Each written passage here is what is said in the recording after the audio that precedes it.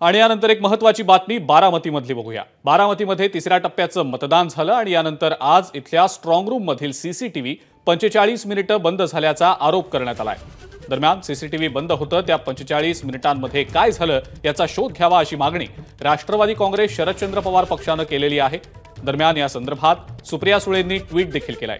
CCTV बंद पडणं ही बाब संशयास्पद असून या संदर्भात निवडणूक प्रतिनिधींनी संबंधित अधिकाऱ्यांसोबत संपर्क साधला असता समाधानकारक उत्तर मिळालेलं नसल्याचं सुप्रिया सुळे यांनी आपल्या ट्विटमध्ये म्हटलंय। तर सीसीटीव्ही सुरू असून केवळ स्क्रीन बंद झाल्याची माहिती अधिकाऱ्यांनी दिलेली आहे।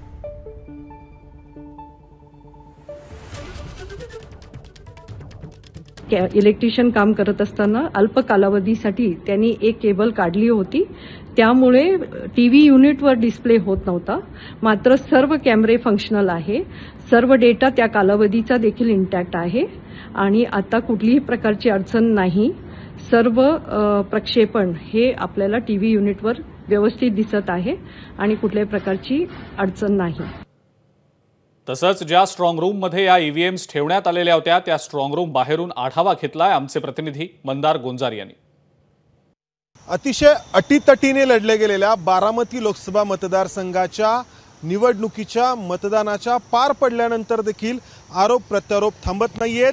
बारामती लोकसभा मतदारसंघाचं मतदान पार पडल्यानंतर मतदान यंत्र पुण्यातील कोरेगाव पार्कमधील या भारतीय अन्न महामंडळाच्या गोडाऊनमध्ये ठेवण्यात आलेली आहेत। या ठिकाणी पोलिसांचा 24 तास पहरा आहे आणि त्याचबरोबर ही मतदान यंत्र ज्या गोडाऊनमध्ये ज्या खोल्यांमध्ये ठेवण्यात आलेली आहेत त्या खोल्या सीसीटीव्ही कॅमेऱ्यांच्या निगराणीखाली आहेत आणि या सीसीटीव्ही कॅमेऱ्यांचं जे काही आउटपुट आहे किंवा जी दृश्य आहेत ती एका स्क्रीनवरती या ठिकाणी पाहता येत आहेत। मात्र राष्ट्रवादी काँग्रेस शरदचंद्र पवार पक्षाकडून असा आरोप करण्यात आलाय की या ठिकाणी असलेले सीसीटीव्ही कॅमेरे हे काही काळासाठी जवळपास 45 मिनिटांसाठी बंद होते।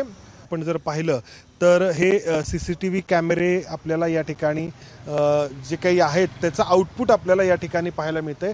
ही जी स्क्रीन किंवा जे कॉम्प्युटर आहे तर त्याच्या माध्यमातून आतमध्ये जी मतदान यंत्र ठेवलेली आहेत तर ती मतदान यंत्र अगदी 24 तास या ठिकाणी पाहता यावीत यासाठी इथं ही सोय करण्यात आली आणि राष्ट्रवादी काँग्रेस शरदचंद्र पवार पक्षाकडून त्यांचे 2 प्रतिनिधी 24 तास वेगवेगळ्या शिफ्टमध्ये इथं पहाऱ्यासाठी आहेत आणि इथं तळ ठोकून आहेत। त्यांनी रितसर परवानगी घेतलेली आहे आणि इथं असलेल्या या प्रतिनिधींच्या राष्ट्रवादी काँग्रेस पक्षाच्या ही बाब निदर्शनास आल्यानंतर ही शंका घेण्यात आली आहे आणि त्यानंतर आरोपांना प्रत्यारोपांना सुरुवात झाली आहे। कॅमेरामन विजय राऊत मंदार गोंजारी, एबीपी माझा, पुणे। एबीपी माझा, उघडा डोळे बघा नीट।